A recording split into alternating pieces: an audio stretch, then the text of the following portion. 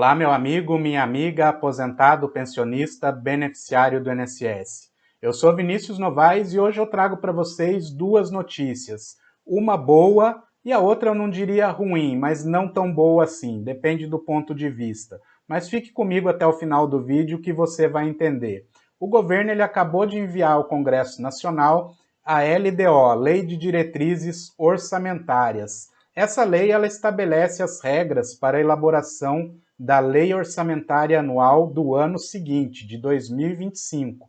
Entre outros itens, a LDO determina o nível de equilíbrio geral entre receitas e despesas, traça regras para as despesas dos poderes executivo, legislativo e judiciário, autoriza o aumento de despesas com pessoal, disciplina o repasse de verbas da União para estados, municípios e entidades privadas e indica prioridades de financiamento pelos bancos públicos. Em outras palavras, o governo não pode executar nenhuma despesa no ano seguinte sem que esteja previsto na LDO. E por essa LDO, nós já sabemos qual vai ser o salário mínimo de 2025 e também qual vai ser o reajuste previsto para os aposentados e pensionistas que recebem acima do salário mínimo.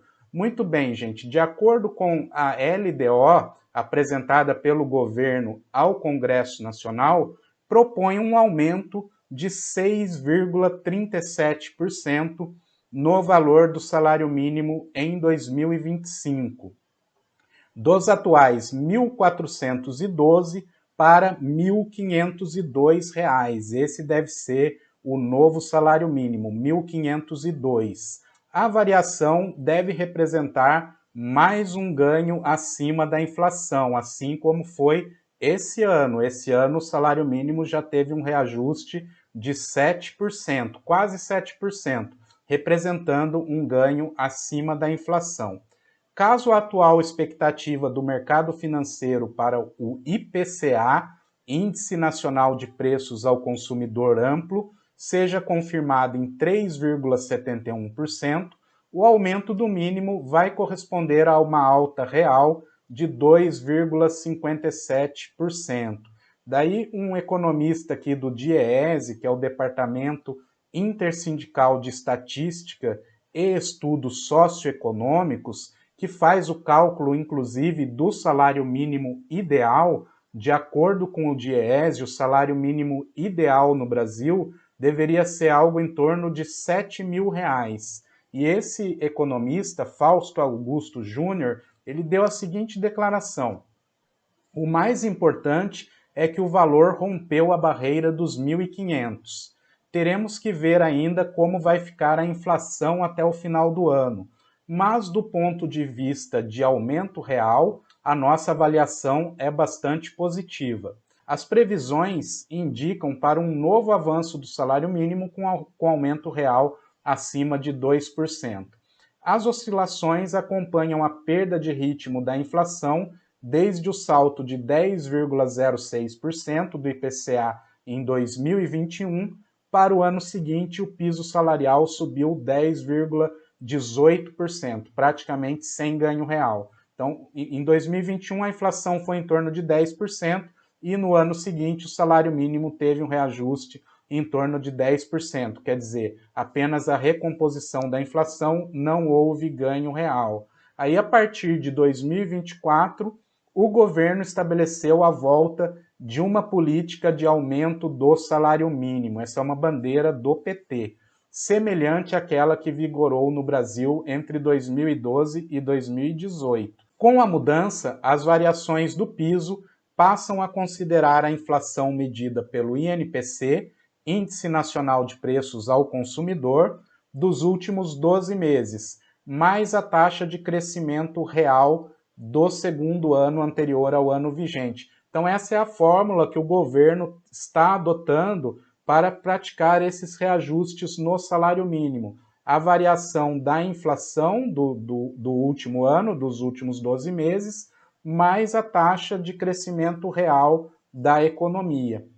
Caso o PIB, que é o Produto Interno Bruto, a economia, não avance no período, o salário mínimo será reajustado somente pelo INPC, sem alta real. Então, se a economia não cresce, é só a recomposição da inflação. Se a economia cresce, é a inflação mais o crescimento da economia. Daí esse mesmo economista do Diese, ele dá a seguinte declaração, abre aspas, qualquer proposta de valorização do salário mínimo é algo de longo prazo. Essa política atual foi desenhada para estar vinculada ao crescimento econômico. O mais importante é que o aumento da renda impulsiona o mercado interno, a entrada de investimentos e a economia em sua totalidade. Ou seja, é um dinheiro que o governo gasta, né? Porque o principal pagador do salário mínimo do Brasil é o governo, sejam os municípios ou o próprio governo federal, no caso aí do INSS, que é a maior parte dos aposentados e pensionistas e mesmo dos beneficiários de auxílio-doença, a grande maioria recebe salário mínimo. Mas esse dinheiro acaba retornando à economia, pois são pessoas que vão comprar ali o seu remédio, o arroz, o feijão, e tudo isso, você sabe, tem imposto embutido. Então acaba retornando também, além de movimentar a economia, o dinheiro dos impostos retorna para o governo. Agora o outro lado, né, gente? Porque além dos trabalhadores que recebem o piso, que recebem o salário mínimo, tem os trabalhadores aposentados, pensionistas, que ao longo da vida contribuíram com valores superiores ao salário mínimo e, portanto, se aposentaram recebendo mais do que o salário mínimo.